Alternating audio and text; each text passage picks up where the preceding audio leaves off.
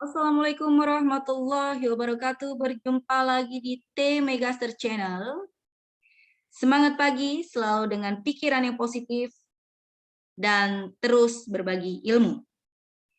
Soal gagal itu urusan nanti, yang terpenting kita berani untuk selalu mencoba sesuatu hal yang baru. Jadi, tinggalkan pikiran-pikiran yang membuat kamu menjadi lemah dan ingat, berpeganganlah dengan pikiran-pikiran yang memberikan kita kekuatan. Dengan pikiran-pikiran yang positif. Ya walaupun mereka semua di luar sana bilang bahwa apapun itu impian kita, walaupun menurut mereka itu terlalu besar dan belum tentu bisa kita capai, tetapi kalau kita berpikir bahwa kita mampu, semua itu akan terwujud. Jangan lupa untuk terus berdoa, berusaha, dan berikhtiar ya. Dan yang paling penting, cara terbaik ya, untuk membuat orang lain melihat Anda dengan sesuatu yang amazing adalah dengan keberhasilan yang dimiliki. So, jika Anda ingin sukses, jadilah orang yang berhasil. Jadilah orang yang sukses. Jadilah orang yang bisa menjadi contoh untuk mereka semua. Baik, kita akan masuk ke teori produksi. Ya, sebelum kita mulai, silakan Anda like, subscribe, dan menurut Anda jika memang video ini bermanfaat, silahkan di-share ke rekan-rekan lainnya untuk kita lebih berbagi ilmu, ya, berbagi ilmu dan berbagi pengetahuan. Baik, di dalam teori produksi, ya, banyak pertanyaan yang kadangkala memang menjadi sebuah pertanyaan yang umum terjadi, yaitu terkait apa aja, terkait dengan apa sih yang akan diproduksi, ya kan? Kalau kita berbicara tentang produksi, kita juga akan berpikir apa yang akan kita produksi sih? Terus kalau udah kita berpikir jenis apa atau seperti apa atau bentuknya seperti apa produk yang akan kita produksi, terus kita berpikir lagi siapa yang mau produksi? Sedangkan misalnya kemampuan yang kita miliki belum cukup, modal yang kita miliki belum cukup, ya. Setelah itu muncul lagi pertanyaan, kapan? Produksinya kapan, gitu kan? Gimana nih cara produksinya? Berapa banyak yang harus kita produksi? Nah, semua itu adalah pertanyaan-pertanyaan klasik yang memang secara umum dipertanyakan dalam proses produksi. Dan semua pertanyaan-pertanyaan tersebut, kalau kita lihat jawabannya ada di mana? Dari awal produksi sampai dengan akhir produksi. Semua pertanyaan tersebut adalah satu jawabannya, yaitu pasar. Ya, jadi karena memang semua itu akan berakhir dan dimulainya dari yang namanya pasar. Baik, terkait dengan produksi itu apa? Secara definisi, produksi itu adalah suatu proses penciptaan barang dan jasa dari sejumlah input,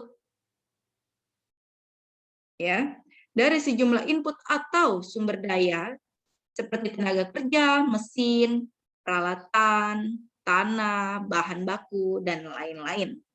Ya, dari ini mengutip dari Dr. Hasman Zusi, ya, untuk ekonomi manajerial. Baik, kita masuk di kategori bagan produksi, ya. Ini merupakan bagan produksi di mana adanya input, proses, output, ya. Ini semua bertransformasi. Dari bahan baku, masuk ke proses, masuk ke hasil dari produksi. Dari input ke output ini melalui proses transformasi. Dari output, supaya bisa diterima di pasar harus ada nilai tambah atau value. Ya, kalau kita bisa definisikan kembali di mana produksi itu dapat kita artikan sebagai proses dari transformasi input menjadi output, ya, atau ditambah lagi dengan value atau nilai tambah. di mana output tersebut ya, output ini harus ada nilai tambah atau value added ya. Sehingga apa yang diproduksi itu dapat diterima dengan baik oleh pasar. Ya, input ini merupakan faktor produksi ya, di mana faktor-faktor ini biasanya mempengaruhi banyaknya output yang akan dihasilkan oleh suatu proses produksi. Nah, kalau proses ini merupakan spesifikasi ya dari teknologi atau cara ya bagaimana menghasilkan output yang diharapkan sehingga dari input ke output ini terjadi transformasi melalui proses ini. Ya, ini penggunaan teknologi, mesin atau apapun ini strategi semua ada di sini berproses ya. Ya. Oke. Nah, output ya harus ada nilai tambah. Ya. Jadi jika faktor-faktor produksi ini sudah segera akan diproses dalam proses produksi, kita harus lihat di pasar ini butuhnya seperti apa. Ataukah memang produk sebelumnya yang sudah diterima pasar ternyata mengalami penurunan, maka value added atau nilai tambah ini diperlukan lagi untuk produk baru yang sudah akan diproduksi. Jadi penjualan pun akan bisa mendapatkan targetnya, gitu ya, di mana dari proses output yang ditransformasikan dari input menjadi output ini dapat diterima baik oleh pasar. Ya, kita lanjut. Oke, kita lanjut untuk di sini ada yang namanya ya, mengacu pada gambar ya. Gambar terkait dengan masih dalam kategori bagian produksi. Ya, di mana di sini kita lihat. Nah, pasar merupakan titik awal ya. Kalau kita lihat, pasar itu merupakan titik awal di mana semua yang sudah dianalisis itu berawalnya dari pasar. Apa yang akan kita hasilkan atau produk apa yang akan kita hasilkan semua bermula dari pasar. Ya, bagaimana caranya, siapa penanggung jawabnya, modalnya seperti apa, bahan bakunya seperti apa, faktor produksinya apa aja, ini bermula dari sini. Ya, karena di market ini ada yang namanya tahap survei dan ada yang namanya informasi. Ya, informasi itu kita terima dari pasar. Kita olah nih informasinya. Ya, kemudian setelah informasi tersebut kita terima, maka output yang akan dihasilkan. Nah, ya, dari output sudah diputuskan nih. Nah, dapat dari informasi tadi, ya, berdasarkan informasi tadi, maka output yang akan kita keluarkan ini jelas. Ya, oke. Kemudian, ya, kita akan melihat lagi bagaimana proses transformasi ini terjadi. Ya, otomatis kalau perusahaan itu kita berawal dari sini ya, kita akan berbicara dari dua sisi, dari market dan dari pemasok. Semua barang itu bersumber dari market, seperti yang sudah dijelaskan, bahwa informasi dan survei ini akan menentukan output apa yang akan kita buat. Setelah output ini jelas, ya, apa yang akan kita buat, maka mulailah sebuah perusahaan ya melakukan prosesnya, dimulai dari adanya pemasok. Ya, pemasok ini akan melakukan MOU terhadap perusahaan, ya. Kemudian jika memang memerlukan tenaga kerja, maka kami akan bekerja sama dengan outsourcing ya, perusahaan tersebut akan bekerja sama dengan outsourcing. Ya, ada MOU, ada kepercayaan, maka masuklah ke proses input Ya, di sini proses input ini banyak macamnya, dimulai dari bahan baku, ya, bahan mentah, ya, kita mulai mencari tadi yang namanya supplier untuk membantu kita terkait dengan faktor-faktor produksi, apakah bahan baku, tenaga kerja, mesin, teknologi, dan lain sebagainya. Ya, semua ini dibina dengan pola pendekatan ya, sehingga terjadi win-win solution. Nah, kepercayaan ini terbangun. Nah, proses transformasi dari input menjadi output berproses di sini. Ya, dari yang namanya tadi trust MOU, bekerja sama dengan outsourcing, ya, semua ini kita bina terjadilah proses produksi maka dihasilkan output. Jangan lupa yang namanya output ini supaya diterima dan menghasilkan target yang sesuai, value added ini perlu. Ya, ini merupakan bagian dari fungsi produksi. Oke, kita lanjut. Nah, fungsi produksi ini ya adalah suatu bentuk fungsi matematika yang menyatakan hubungan korelasi antara input dengan output pada tingkat teknologi tertentu ya. Jadi di dalam fungsi produksi terdapat persamaan ya, untuk persamaan-persamaan tersebut adalah sebagai berikut ya. Ada Q, ada F kali K dikali L, terus ada Q itu masuk ke dalam output ya. Q sama dengan F kali K kali L ini merupakan rumus dari fungsi produksi ya.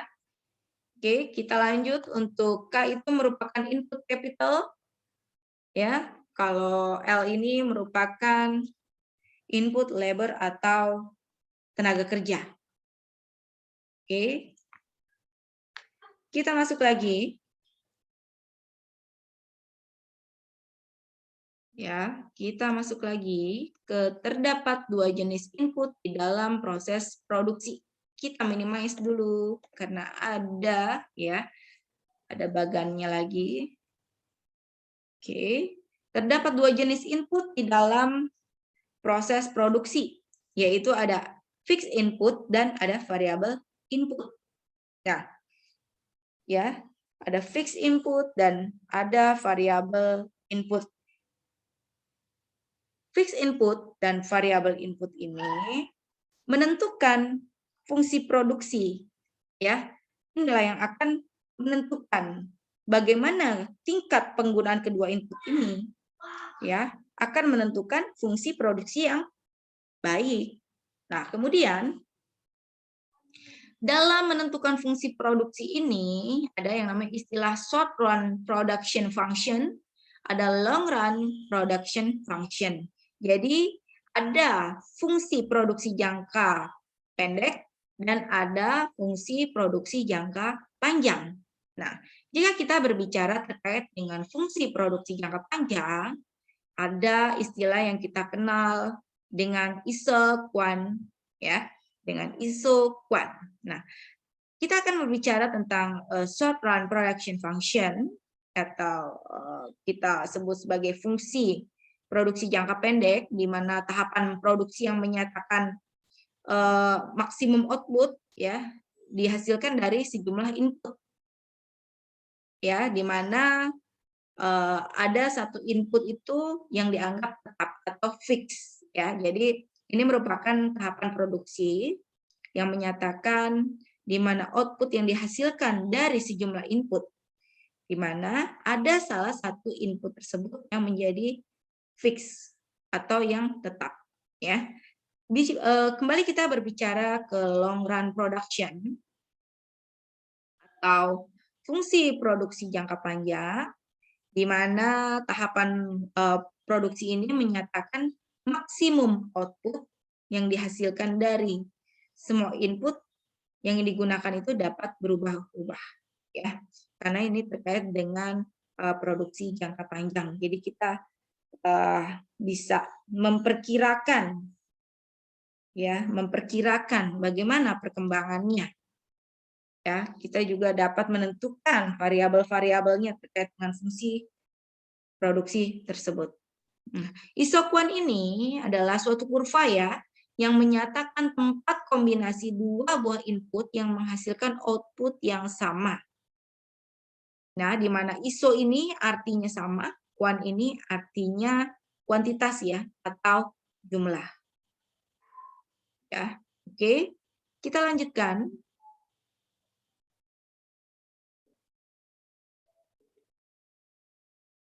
Dalam menganalisis fungsi produksi, terdapat beberapa istilah ya. Di antaranya adalah total produk atau yang kita kenal dengan TP, di mana TP ini adalah hasil yang diperoleh dari penggunaan sejumlah input ya.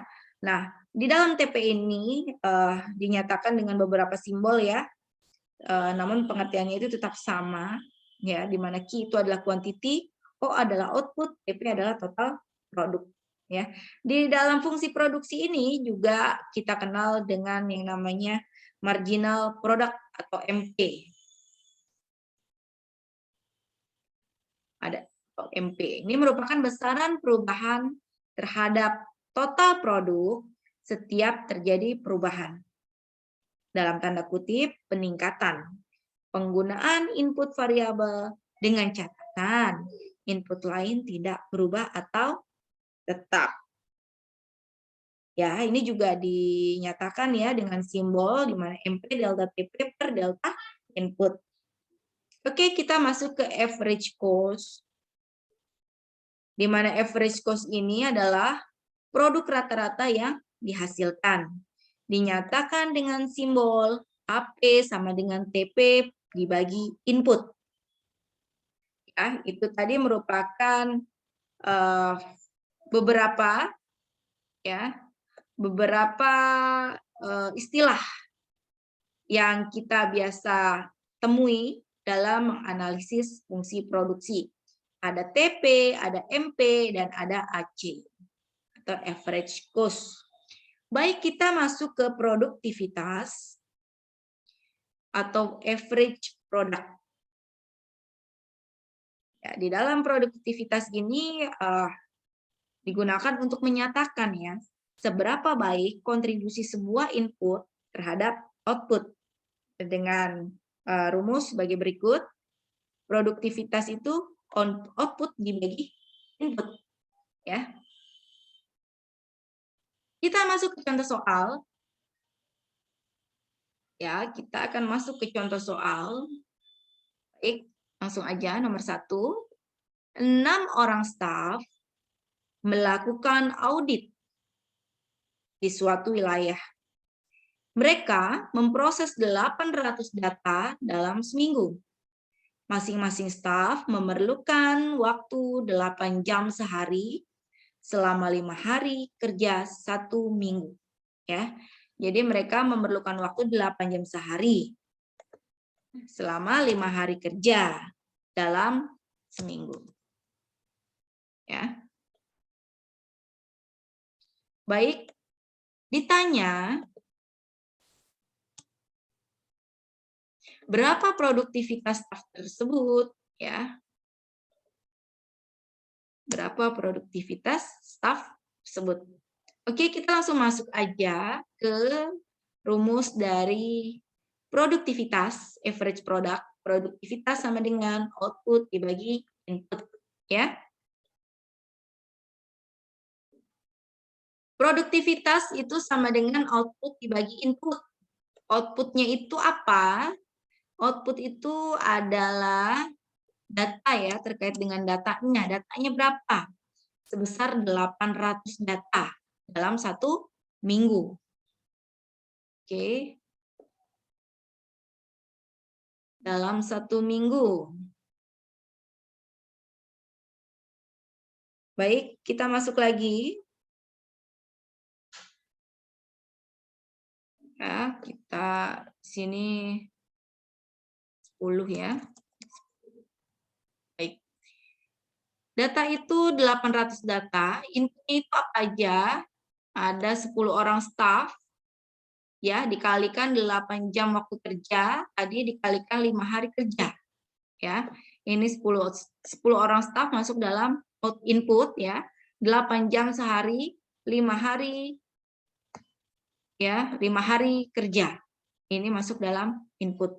Jadi kita masukkan inputnya 10 kali 8 kali 5. Nah, 800 data dibagi 400 jam. Maka kita dapatkan hasil 2 formulir per jam. Sehingga kita dapat menjawab produktivitas staf tersebut di dalam 1 hari itu adalah mereka menghasilkan 2 formulir per jamnya. Ya, jadi tinggal kita kalkulasikan saja jika dalam 1 hari. Ya, karena di 1 hari itu ada 8 jam. Baik. Kita lanjutkan, sudah cukup jelas ya. Output itu adalah 800 data, input itu termasuk dalam jumlah orangnya, jumlah karyawannya, 8 itu adalah jam kerjanya, 5 itu adalah hari kerjanya. Ya, dihasilkan 2 formulir per jam dalam 1 hari. Ya.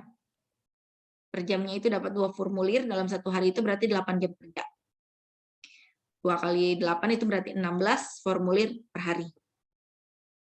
Baik, kita masuk ke nomor 2, diketahui biaya kuliah bahasa asing di lokasi A Rp 200, biaya kuliahnya ya.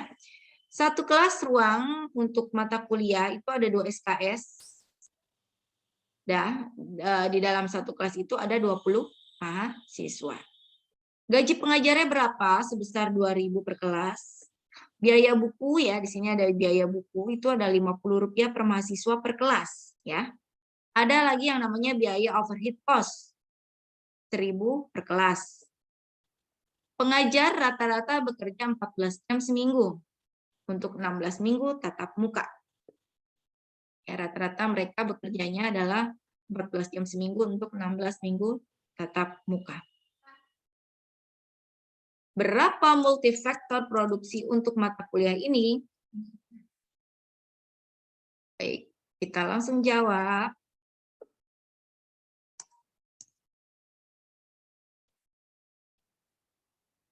Nah, kita masukkan ke dalam nilai output. Ya, nilai output itu ada mahasiswa. Ya, ini nilai outputnya. Mahasiswanya berjumlah 20 orang mahasiswa. Kemudian terdiri dari 2 SKS ya. Dikalikan biaya kuliah. Biaya kuliahnya sebesar berapa? Sebesar Rp200.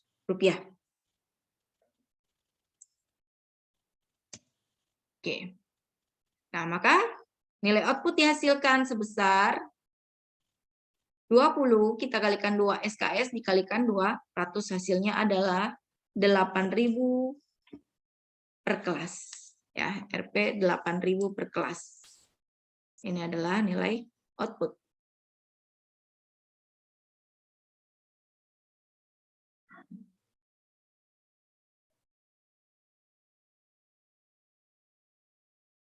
Nah, setelah kita mendapatkan nilai output, kita akan mencari nilai input. Ya, nilai input. Nilai input kita dapat dari labor cost, ditambah biaya buku, ditambah overhead cost. Labor cost-nya berapa? Tadi gajinya adalah sebesar 2.000. Ya, biaya buku tadi berapa? Rp50. Jumlah mahasiswa ada 20 mahasiswa per kelas.